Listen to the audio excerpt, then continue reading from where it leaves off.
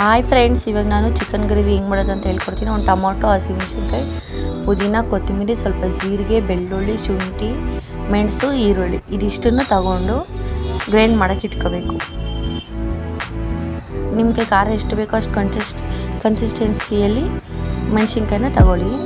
ಮತ್ತು ಒಂದು ಬಾಣಲಿಗೆ ಎಣ್ಣೆ ಹಾಕಿ ಕಾದ ನಂತರ ಒಂದು ಅರ್ಧ ಈರುಳ್ಳಿನ ಉದ್ದುದ ಕಟ್ ಮಾಡಿ ಒಗ್ಗರಣೆಗೆ ಇಡಿ. ಅದು ಒಗ್ಗರಣೆ ಆಗ್ತಾ ಇರ್ತದೆ, ಅಲ್ಲಿ ತನಕ ನೀವು ಇದನ್ನೆಲ್ಲ ಮಿಕ್ಸಿಗೆ ಗ್ರೈಂಡ್ ಮಾಡಿ. ನಾನು ಅರ್ಧ ಕೆ ಜಿ ಚಿಕನ್ ತೊಗೊಂಡಿದ್ದೀನಿ. ಈರುಳ್ಳಿ ಸ್ವಲ್ಪ ರೋಸ್ಟ್ ಆದಮೇಲೆ ಅರ್ಧ ಕೆ ಜಿ ಚಿಕನನ್ನು ಹಾಕಿ ಧನಿಯಾ ಪುಡಿ, ಅರಿಶಿನ ಪುಡಿ, ಉಪ್ಪು ಸ್ವಲ್ಪ ಹಾಕಿ ಮಿಕ್ಸ್ ಮಾಡಿ ಒಂದು 5 ಮಿನಿಟು ಮಿಕ್ಸ್ ಮಾಡಿಬಿಟ್ಟು ಪ್ಲೇಟ್ನ ಮುಚ್ಚಿಡಿ. ಒಂದು 5 ಮಿನಿಟು ಇದಾದ ನಂತರ ರುಬ್ಬಿರುವಂಥ ಮಿಶ್ರಣವನ್ನು ಚಿಕನ್ಗೆ ಸೇರಿಸಿ